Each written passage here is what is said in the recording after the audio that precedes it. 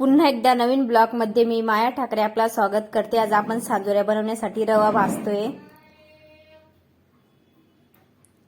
हे पाई रवा भाजून झालाय।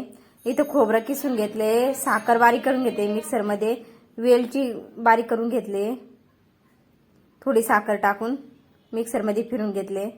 आता आपण रव्यामध्ये टाकून घेऊ।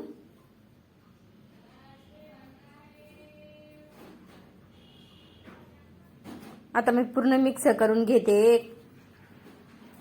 ते एक जीव होतोपर्यंत। आता त्याच्यात थोडं आपण कोमट दूध टाकूया, जास्त गरम पण नाही जास्त थंड पण नाही, आणि मस्त मिक्स करून घेणार आहोत। चॅनलवरती नवीन असाल तर सबस्क्राइब करा, लाईक करा आणि आपले व्हिडिओ पाहत राहा। हे पूर्ण आता आपण एक जीव करून घेतले आणि तसंच अर्धा एक तास ठेवून देणार आहोत। अर्धा तास नंतर काढलंय, एकदम असं भुसभुशीत झालंय आणि कोरडं वाटते, म्हणून त्याच्यामुळे थोडं कोमट दूध टाकते परत त्याच्यामध्ये मी।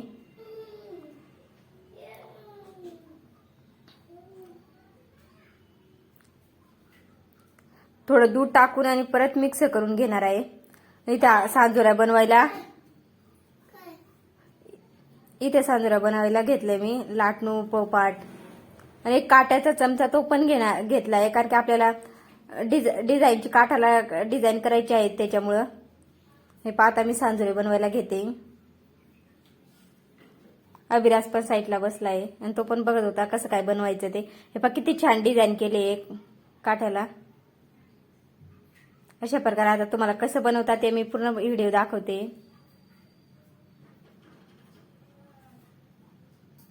आता मी सांजा त्याच्यावर टाकून आणि मस्त काट्याचा चमचा असतो त्याच्या साहाय्याने डिझाईन करणार आहे।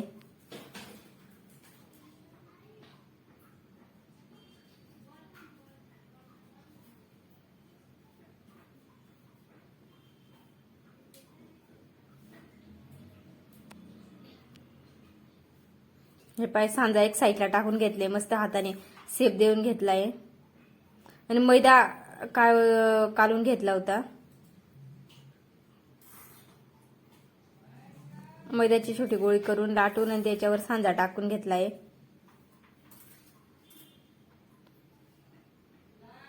हे पहा असं हाताने थोडं थोडं दाबून घेते, आता चमच्याच्या साहाय्याने डिझाईन करते। हे पहा थोडं थोडं दाबून घ्यायचंय फक्त, आणि आता चमच्याच्या उलट्या साहाय्याने हे पहा कशी डिझाईन करते।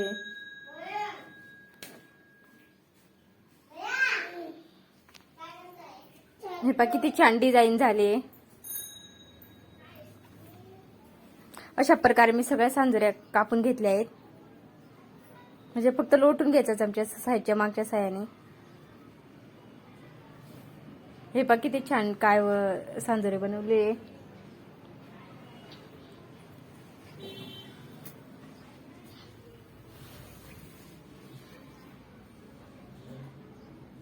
किती सांजोऱ्या बनवल्या तुम्हाला दाखवते आता व्हिडिओ मध्ये।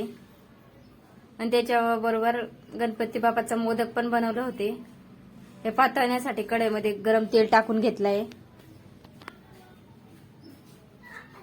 आणि आता सांजोऱ्या तळायला घेते मी। हे पहा किती छान डिझाईनिंग वाटते।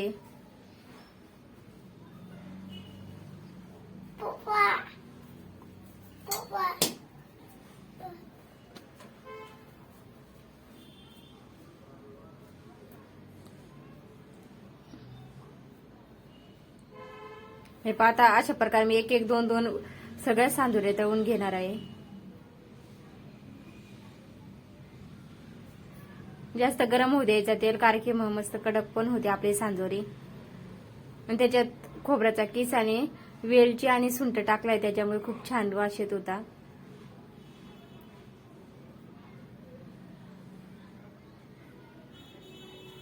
आता आपले सांजोरी भाजत आले।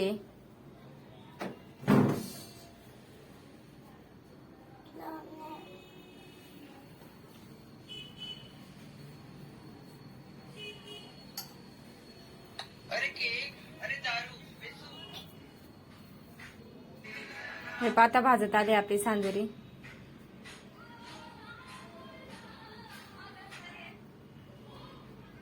मस्त त्याला रंग पण आलाय आणि डिझायनिंग पण छान दिसते.